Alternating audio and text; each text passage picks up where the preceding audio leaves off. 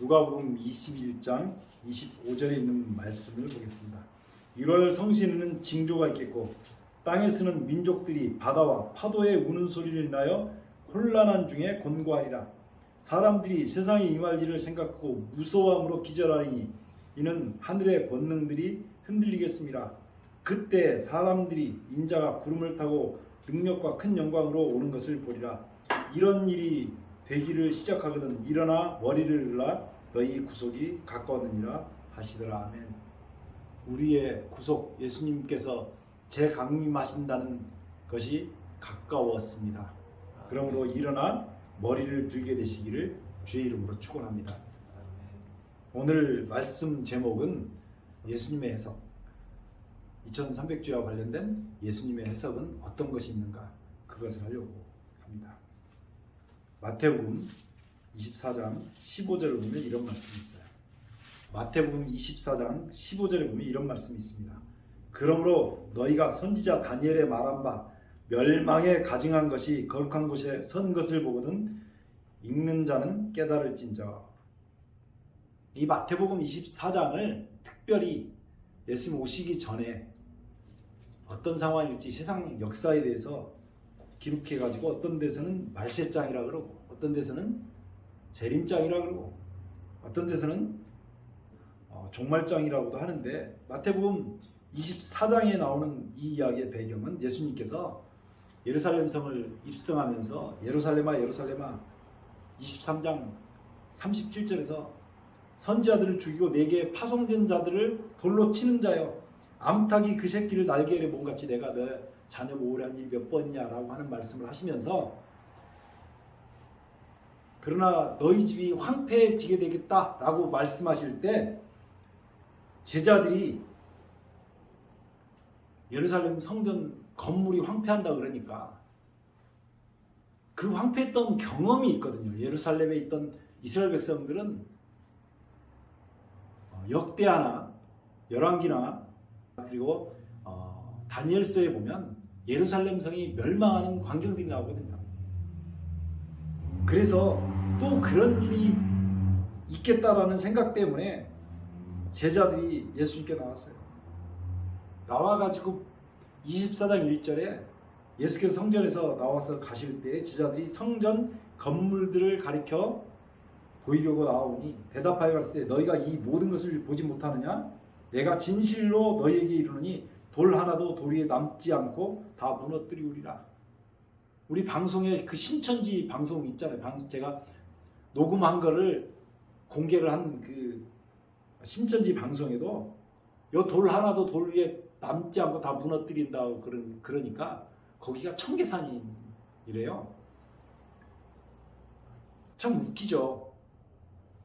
그러면서 예루살렘 성은 돌 위에 돌 하나도 남지 않고 다 무너진다 그랬는데 지금 예루살렘에 가면 무슨 벽이 남아있어요? 네, 통곡의 벽이 남아있으니까 성경 말씀대로 예언이 성취된 것은 아니라고 얘기합니다. 이럴 때는 어떻게 대답을 해야 돼요? 예수님께서 성전에서 나와서 가실 때 제자들이 무엇을 가리켜요? 1절 봅시다. 24장 1절 뭘 가리켜서요? 성전 건물. 네, 그러니까 성전 건물이 무너진다는 거예요? 성전 벽이 무너진다는 거예요? 그렇죠. 예수님께서 성전 건물이 돌 위에 돌 하나도 남지 않고 천 놓이지 않고 다 무너뜨릴 것인데 제자들이 성전 건물을 보이니까 성전 건물은 돌 위에 돌 하나도 남지 않고 다 무너뜨려. 우리 성경 말씀을 하나도 빼놓지 않고 자세히 보면 거기 다 답이 있어요. 성경을 기록할 때 성경을 기록하는 기록자들이 성령을 받아서 기록할 때 이런 것들이 하나도 빈틈없이 기록을 해놨어요. 우리가 딱 보면 알 수 있도록. 성경을 어떻게 읽어야 되냐면 자세히 읽어요. 성경을 자세히 읽지 않으니까 세상에 나오지 말아야 될 무슨 얘기가 나와요? 대한민국이 성경에서 등장한 것처럼 해가지고 자기가 여자가 낳은 아이라고 주장하는 사람들이 있단 말이에요. 여담으로 하나 얘기하고 가자면 세례 요한, 침례 요한을 여자가 낳은 자 중에 세례 요한보다 큰이가 없도다. 그러나 천국에서는 지극히 작은 자도 저보다 크니라라고 하는 말씀 때문에 세례 요한은 구원을 못 받았다라고 얘기해. 배도자라고 얘기를 합니다. 침례 요한은 배도자라고 얘기해요. 신천지서 얘기하는 거예요. 그 책자에도 제가 보여드렸었잖아요. 사람들이 성경을 자세히 읽지 않으니까 성경을 어떻게 읽어야 된다고요? 너희는 여호와의 책을 자세히 읽어보라고 그러거든요. 자세히 읽지를 않으니까 도대체 이게 무슨 말인지를 모르는 거예요. 여자가 낳은 자 중에 라고 하는 말 있잖아요. 세상에는 남자가 낳은 사람이 있고 여자가 낳은 사람이 있어요. 성경은 부부간에서 낳은 자식을 남자가 낳았다라고 기록을 해요. 아브라함이 이삭을 낳고 마태복음만 열면 나오잖아요. 신약성경 첫 책을 펴면 아브라함이 이삭을 낳고 이삭이 야곱을 낳고 이렇게 나오잖아요. 그러니까 우리가 성경을 읽을 때는 성경에서 그 원칙적으로 뭐라고 기록되는지 봐야 돼요. 그럼 여자가 나왔다고 하는 얘기는 특별한 얘기가 되는 거예요. 여자가 낳은 첫 번째 분은 마리아가 예수님을 낳았어요. 남자 없이 처녀가 잉태하여 아들을 낳는다고 하는 얘기가 그 얘기가 나온 거예요. 그 후에 이 여자는 교회를 상징해서 교회로부터 태어난 사람을 여자가 낳은 사람이라고. 이거 질문하면요, 신천지에서 한마디도 대답하는 사람을 본 적이 없어요. 무슨 말인지를 모르니까. 이 마니 씨를 여자가 낳은 자손이라고 신천지 사람이 그렇게 얘기를 하더라고요. 근데 그 무덤 가니까 자기 아버지 어머니 유튜브에 보면 그 묘를 찾아간 사람이 있어요. 누가 낳았어요? 아버지 어머니가 낳았지. 사실 이만희 씨는 여자가 낳은 게 아니고 남자 여자가 낳은 거예요. 성경대로 보면 그 아버지가 낳은 거예요. 여자가 낳았다는 말이 아주 특별한 말이 있어요. 이것을 모르니까 엉뚱한 얘기들을 하는데 성경은 어떻게 읽어야 된다고요? 자세히 읽어야 된다고요. 제자들이 예수님께서 감람산 위에 앉으셨을 때 와서 이렇게 물어봅니다. 우리에게 3절이죠. 24장 3절. 우리에게 이르소서 어느 때에 이런 일이 있겠사오며. 그래서 여기서 제자들이 첫 번째 물어보는 것이 뭐냐면 예루살렘 성전 파괴가 언제냐고 물어봅니다. 어느 때 이런 일이 있겠사며, 두 번째 주의 임하심과 세상 끝에는 무슨 일이 있겠냐고 딱 질문을 두 개를 던집니다. 예수님께서 여기에 대해서 답변을 하시면서 쭉 해나가는 답변 속에 너희가 환난을 만나고 사람들이 죽어서 불법이 생기고 천국 복음이 세상 끝까지 전파된다. 민족이 민족을 이런 얘기를 쭉 하시면서 그러므로 너희가 선지자 다니엘에 말한 바 다니엘서에 말한 것이 있는데 뭘 얘기하냐면 이 두 가지 질문에 뭘 얘기하냐면 멸망에 가증한 것이 어디에 산다고요? 거룩한 곳에 선 것을 보거든 이라고 이건 마태복음 24장 15절에 얘기를 하고 있는 거예요. 다니엘서에 멸망에 가증한 것이라고 나오는 것은 4번 등장해요. 근데 이 구절을 누가복음 21장 20절에 언급을 그대로 합니다. 너희가 예루살렘이 군대들에게 에워싸이는 것을 보거든 그 멸망이 가까운 줄을 알라. 이렇게 나오잖아요. 누가복음 21장 20절에는 예루살렘에 누가요? 군대가 에워싼다고 얘기합니다. 에워싼다고 얘기를 합니다. 그러면 멸망에 가증한 것은 군대고 거룩한 곳에 선 것은 예루살렘에 에워싸이는 것이 거룩한 곳이에요. 먼저 이것부터 찾아보자고요. 멸망에 가증한 것이 거룩한 곳에 선다는 이야기가 다니엘서 8장 14절에 먼저 나와요. 다니엘서 8장 13절에 나오네요. 내가 들은즉 거룩한 자가 말하더니 다른 거룩한 자가 그 말하는 자에게 묻되 이상에 나타난 바 매일 드리는 제사와 망하게 하는 죄악에 대한 일과, 여기서 첫 번째로 다니엘서 8장 13절에 망하게 하는 죄악 그 일이, 지금 이것을 번역을 이렇게 해서 그렇지 이게 멸망에 가증한 것이거든요. 이게 똑같은 것을 지금 쓰고 있는 거예요.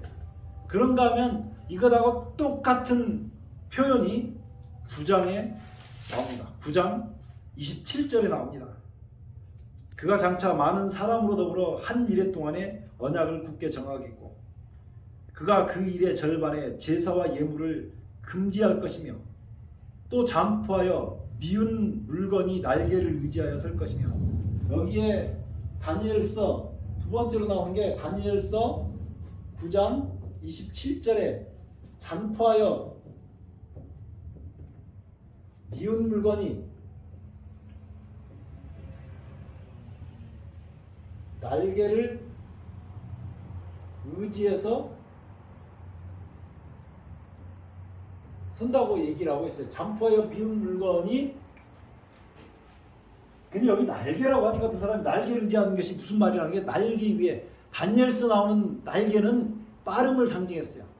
날개를 타고 날아왔으니까 언더 윙이거든요. 날개 위에 얹혀서 날아온 거예요. 그러니까 얼마나 빨리 날개를 의지해서 미운 물건이 설 것인가에 대해서 설명하고 있는 거예요. 그래서 예수님께서 겉옷도 가지지 말고 도망가라고 말씀하시거든요. 이 이야기가 또 다니엘서 11장 31절에 나옵니다. 군대는 그의 편에 서서 성소 견고한 것을 더럽히며 매일 드리는 제사를 폐하며 멸망케 하는 미운 물건을 세울 것이며, 세 번째로 다니엘서 11장 몇 절이더라? 31절에 보면 뭐라고 나와요? 멸망케 하는 미운 물건, 멸망케 하는 미운 물건 이라고 여기에 등장을 합니다. 네 번째로 등장하는 거는요, 다니엘서 12장에 나와요. 12장 11절에 매일 드리는 제사를 폐하며 멸망케 할 미운 물건을 세울 때부터, 다니엘서 12장 11절이죠. 멸망케 하는 미운 물건이라고 이게 등장해요. 이렇게 네 번 등장해요. 그럼 예수님께서 멸망에 가증한 것이 거룩한 곳에 선 것을 보거든이라고 말씀하실 때는 1번, 2번, 3번, 4번 중에서 어떤 것을 인용하였을 것 같아요? 다. 네, 다예요. 맞아요. 지혜롭게 대답을 잘했어요. 예수님께서는 다니엘서에 나오는 네 가지를 한 번에 다 여기다 축약시켜서 멸망에 가증한 것이 거룩한 곳에 선 것을 보거든 이라고 말씀했어요. 이 누가복음에 대한 얘기를 들어가기 전에 오늘날 목사님들의 성경 실력하고 성경을 기록할 당시에 마태, 마가, 누가, 요한 그리고 사도 바울 같은 사람들의 성경 실력이 누가 좋을 것 같아요? 요즘 목사님. 요즘 목사님들은 왜요? 패기가 넘치네요. 네. 쓴 사람들. 이 사람들은 날마다 성경이 어떤가 해서 성경을 연구했는데 일주일 내내 성경을 들고 설명해도 성경의 재료가 떨어지지 않는 사람이에요. 그러니까 로마서 같은 위대한 성경책을 쓴 거예요. 하나님께 계시를 직접 받아가지고 요한계시록으로 기록한 겁니다. 요한복음, 마태복음, 누가복음 얼마나 주옥같은 말씀들이 많아요. 이 사람들이 다 자기가 설교하고 듣고 자기들이 설교한 내용을 그대로 옮겨 쓴 거예요. 창세기에서부터 이 마태복음이 나오기 전까지 말라기까지 성경이 머릿속에 들어있던 사람들이에요. 누구한테 성경을 배웠어요? 이 사람들이. 누구한테 배웠어요? 예수님, 이 세상의 가장 위대한 교사였던 예수님, 물론 예수님 구세주지만 그 예수님한테 배웠던 사람하고 요즘 자기가 성경 구절 몇 개 뽑아가지고 뭐 자기의 사상이나 교리나 이런 걸 하던 사람하고 비교가 됩니까? 안 됩니까? 비교가 안 될 정도죠. 사도행전 13장 26절에 보면 이런 말씀이 있어요.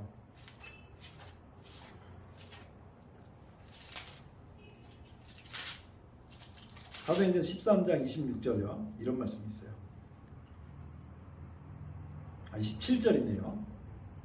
예루살렘에 사는 자들과 저희 관원들이 예수와 및 안식일마다 외우는 바 선지자들의 말을 알지 못하므로 이 사람들이 성경을 외웠다니까요. 성경을 달달달 외웠어요.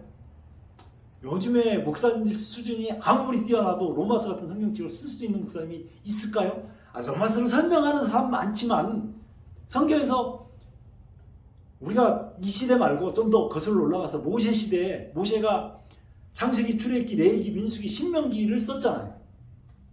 신명기는 모세가 세 편의 설교를 한 것을 그대로 기록한 거예요. 얼마나 모세가 당시에 그 성경적 지식이 풍부했고 하나님께서 인도하신 것이 풍부했으면 창세기 같은 위대한 책을 쓰고, 오늘날 목사님들이 그럴 책을 쓸 만큼 위대한가요? 여기 앞에 쓴 사람이 그만큼 될 것 같아요? 어림도 없어요. 그리고 더군다나 그때는 오순절 성령을 받아서 성령이 강림해서 성령 하나님께서 모든 것을 지시하시던 때예요. 인간은 상상할 수도 없어요. 그래서 오늘날 이 위대한 책이 나온 것입니다. 뭐가 딸렸네. 근데 네. 무슨 학문이든 세대를 거듭할수록 발전이 있어야 되는 거 아니에요? 네, 성경은 그러지 않아요. 성경은 하나님께서 주는 말씀을 계속 성경에서 진리를 발견해 가는데 성경의 진리를 완전히 깨달을 사람도 없고, 성경은 너무나 정교하게 기록해 놨기 때문에 거의 이 세상에 있는 모든 학문 중에 가장 완벽하다고 볼 수 있어요. 그래서 이 성경은 그렇지 않아요. 예언도 지금 다 못 풀고 있잖아요. 성경에 기록된 예언도 사람이 다 못 풀고 있어요. 굉장히 어려운 말씀이 있지만 누구나 읽으면 또 하나님을 발견할 수 있도록 기록해 놨어요. 그래서 성경은 어떤 사람이 깨닫느냐면 읽는 사람이 깨닫는 거예요. 누가복음에 보면 군대가 어디를 에워 쓴다고요? 예루살렘을 에워 쓴다고 할 때 이 사람이 누가가 지금 왜냐면 누가가 성경 말씀을 가지고 요거를 하나 기록할 때 이걸 어디서 가지고 왔을 것 같아요? 1번, 2번, 3번, 4번 넷 중에서 누가는 하나만 딱 집어다가 그 얘기를 갖다가 기록한 거예요. 마태복음에 있는 이 마태복음에 있는 것을 기록할 때는 이 마태복음을 히브리인들에게 기록을 했어요. 히브리인들은 바벨론에 끌려간 전적이 있잖아요. 예루살렘이 파기가 된 것을 알잖아요. 그래서 유대인들은 멸망에 가증한 것이라는 다니엘서에 나오는 그 단어가 예루살렘이 파괴될 때 쓰였다는 용어라는 걸 알고 있어요. 우리는 멸망에 가증하면 많은 해석과 성경을 비교해보고 이렇게 하잖아요. 유대인들은 누구나 딱 들으면 멸망에 가증한 것 그러면 예루살렘을 에웠었던 군대를 떠올리는 거예요. 우리하고는 차이가 있죠. 문화적 차이가 굉장히 크니까. 근데 누가복음은 이방인들에게 썼단 말이에요. 똑같은 장면을 지금 누가가 이방인들에게 써서 보낼 때는 이방인들이 이해하기 쉽게 써야 되기도 하지만 성경적 근거가 뚜렷한 것을 써야 되잖아요. 그래서 누가가 이것을 기록할 때는 어디를 인용해서 썼냐면 요거를 인용해서 썼어요. 다니엘서 11장 31절 나오세요. 군대는 그의 편에 서서 성소 견고한 곳을 더럽히며 이렇게 나왔잖아요. 여기 군대가 성소를 더럽히고 성소를 파괴하는 이야기를 기록하면서 매일 드리는 제사를 폐하고 그 군대가 뭐였냐면 멸망케 하는 미운 물건이었다라고 이 성경 구절을 다니엘서에서 가지고 온 거예요. 그래서 누가복음에서 기록된 거는 여기 있는 거 한 구절을 기록한 거예요. 예수님께서는 제자들이 예루살렘이 파괴되고 주의 임하심과 세상 끝에 무슨 일이 있을 것인가라고 질문했을 때 멸망에 가증한 것이 거룩한 곳에 선 것을 보거든이라고 말씀하셨을 때는 예루살렘이 파괴될 때 뭐가요? 군대가 예루살렘을 에워싸는, 군대가 예루살렘을 에워싸는, 예루살렘 있죠. 예루살렘을 에워싸는 것을 갖다가 말씀하기도 했지만 주의 임하심과 세상 끝에 무슨 일이 있을 것인가 라고 물어봤을 때 멸망에 가증한 것이 거룩한 곳에 선 것을 보거든 이라고 말했던 요거는 주의 임하심과 세상 끝에는 다니엘서 12장 11절에 있는 말씀을 언급해서 갖다 쓰신 거예요. 여기 지금 다니엘서 8장 13절에 있는 망하게 대한 죄악에 대한 일과 다니엘서 11장 31절 멸망케 하는 미운 물건은 같은 시대를 얘기한 겁니다. 이게 뭘 얘기한 거예요? 이 두 개가 1번과 3번이 같은 시대를 얘기한 건데 이게 뭘 얘기한 거예요? 예루살렘. 예, 예루살렘 멸망한 거예요. AD 70년에 티투스에 의해서 예루살렘이 멸망한 것을 설명한 거예요. 그러면 다니엘서 12장 11절에 멸망케 하는 미운 물건을 세울 때라고 하는 것은 이제 다가올 세상 종말, 주의 임하실과 세상 끝에는 무슨 징조가 있어오리까 라고 하는 말씀이라고 성경은 얘기하고 있는 거예요. 예수님께서 네 곳에 있는 것을 다 인용했었지만 그리고 다니엘서 9장 27절에 미운 물건이 날개를 의지해서도 역시 1번하고 3번이 같은데 왜 제가 이것을 따로 이렇게 설명을 하는 거냐면 다니엘서 11장에는 로마 역사가 굉장히 길게 나옵니다. 로마 역사가 길게 나와요. 로마 역사를 공부하고 다니엘서 11장을 읽으면 사심 없이 읽으면 다니엘서 11장에 15절부터 35절까지 긴 이 절수 다니엘서의 거의 대부분 11장의 대부분을 차지하는 것이 로마 이야기라는 것을 알 수 있어요.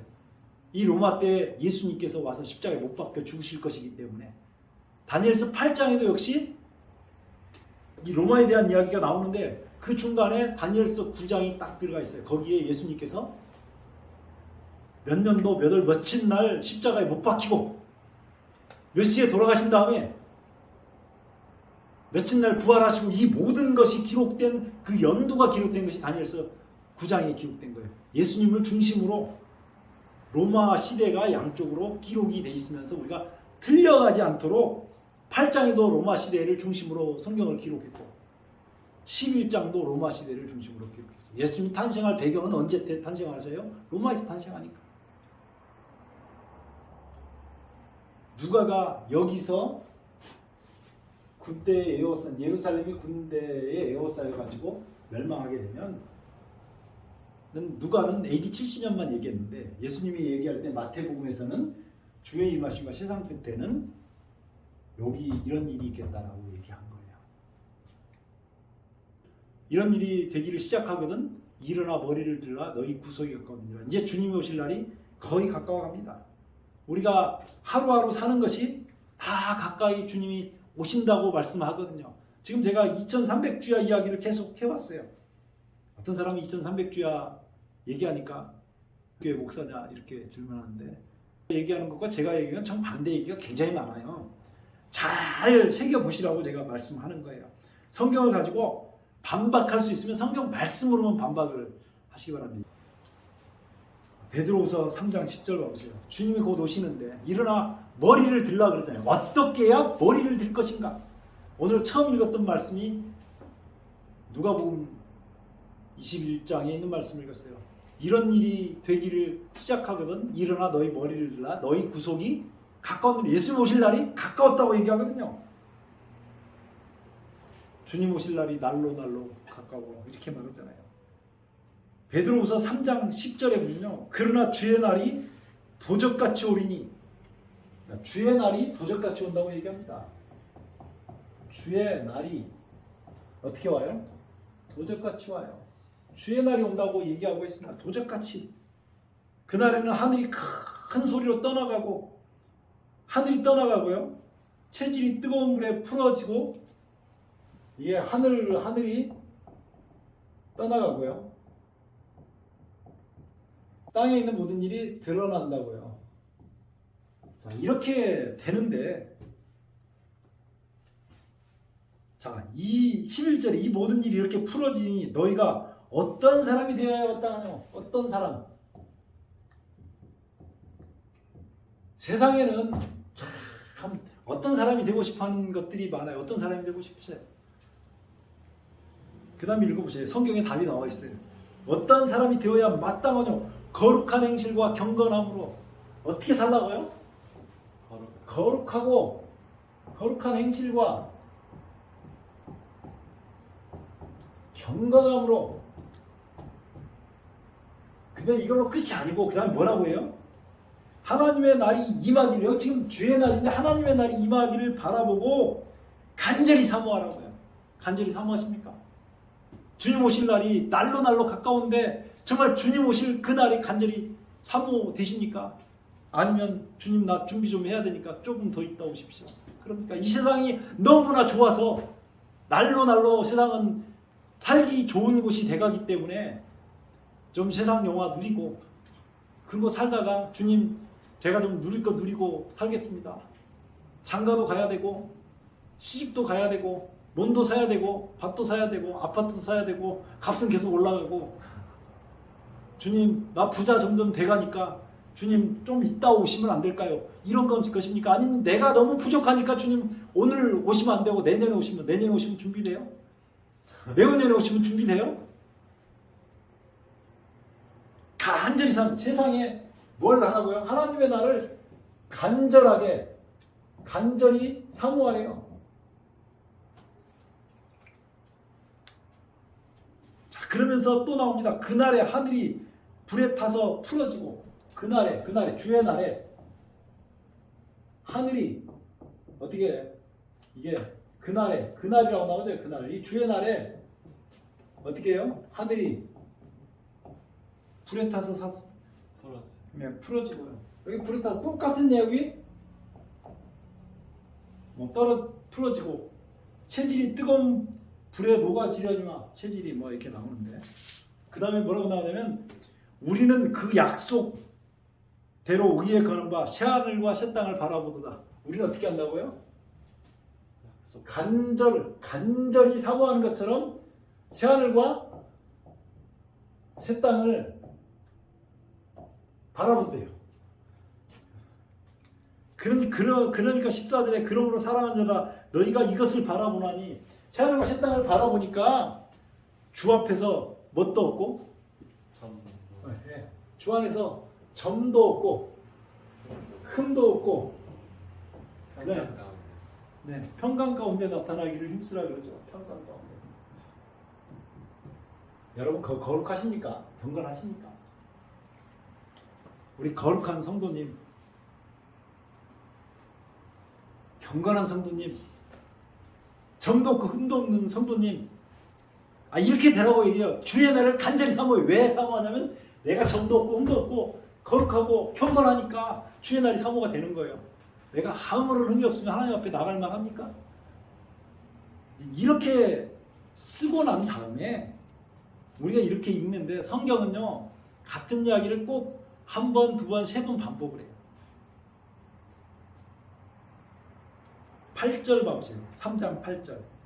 사랑하는 자들아 주께는 하루가 1000년 같고 1000년이 하루 같은 이 한 가지를 잊지 말라. 주의 약속은 여기 이제 뭐라고 나오냐면 주의 약속이 뭐예요? 주의 날, 주님이 다시 오시는 그날 어떤 이에 더디다고 생각하는 것 같이 더딘 것이 아니라고요. 주의 약속, 아들이 떠나고 땅이 풀어지고 이 체질이 나고 주의 날에 도적같이 오는 그 주의 약속은 더딘 것이 아니라 오직 너희를 대하여 오래 참으셨다고 얘기해요. 오래 참으셔가지고 오래 참으사 언제까지 참았는지 그것도 굉장히 큰 주제예요. 아무도 멸망치 않고 하나님께서는 뭘 원하지 않아요?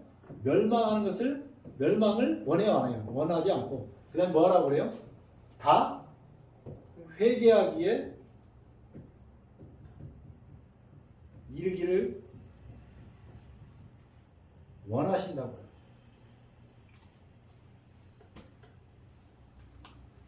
그러니까 거룩한 행실과 경건함으로 점도 없고 흠도 없이 평강 가운데 사는 비결은 뭐하고 있는 사람이 그렇게 되는 거예요? 회개하는 사람이에요.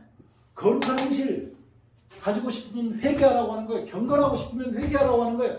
점 없고 싶으면 회개하라고, 흠 없고 싶으면 회개하라고, 평강 가운데 거하고 싶으면 회개하라고 하는 것입니다.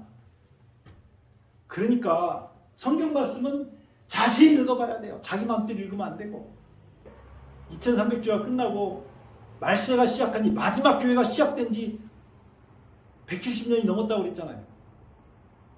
이제 곧 예수님이 오실 것이에요. 여러분들이 마음 가운데 예수님이 오실까? 그렇게 생각할지 몰라요. 우리나라가 6.25 이후에 굉장히 어려웠을 때 고대가라고 하는 그 노래가 있었어요. 머나는 이상한 구름만 봐도 행여나 내 주님 오시는가에 뭐 그런 찬송을 불렀던 시절이 있어요. 얼마나 어려우면 이 땅의 어려움이 끝나고 빨리 하늘 갔으면 좋겠다. 그래서 주님 오시기를 고대했던 사람들이 이제는 매주 그냥 교회 가서 예배 드리는 것이 형식이 돼가고 회개하는 심정은 사라져버리고, 그래서 사실 경건함과 거룩함과 경건함과 점도 없고 흠도 없는 삶이 나타나지 않는 것입니다. 오늘 우리가요, 이게 회개를 무시하는 경우들이 많아요. 세상의 다른 모든 종교는 경건하게 살려고 노력합니다. 그 사람들이 말하는 경건과 성경이 말하는 경건은 달라요. 성경에서 말하는 경건은 진짜로 회개하라는 것입니다. 제가 회개의 진짜 의미는 내 죄 때문에 죽은 예수님을 보고 슬퍼하는 거라고 제가 말씀을 드렸었어요. 오늘 2300주야 마지막, 우리가 하나님 앞에 서서 정말 진실로 이 말씀 속에서 내가 말씀을 내 속에 비춰보면서 내가 정말 얼마나 큰 죄인인가를 깨닫고 회개하시기에 이르기를, 그래서 하나님 앞에서 경건하다, 거룩하다, 거룩한 행실을 하고 있다, 점도 없고 흠도 없다. 점도 없고 흠도 없는 것은 본래 제가 다른 시간에 얘기를 했지만 예수님에게 쓰인 얘기예요. 어린 양에게 쓰인 얘기예요. 한 번도 사람에게 점도 없고 흠도 없다는 얘기를 쓴 적이 없어요. 점도 없고 흠도 없다는 이야기는, 점도 없고 흠도 없이 평강 가운데 나타나는 것은 맨날 얘기하는 거지만, 양을 끌고 와서 양 위에다가 내 죄를 전가시키면 그게 회개잖아요. 죄를 전가시키고 양을 잡아 죽였던 그 사람의 눈물하고 똑같은 거예요. 그런 회개에 이르게 되시기를 주의 이름으로 축원합니다. 기도하겠습니다. 아버지, 우리 하나님 은혜를 감사합니다.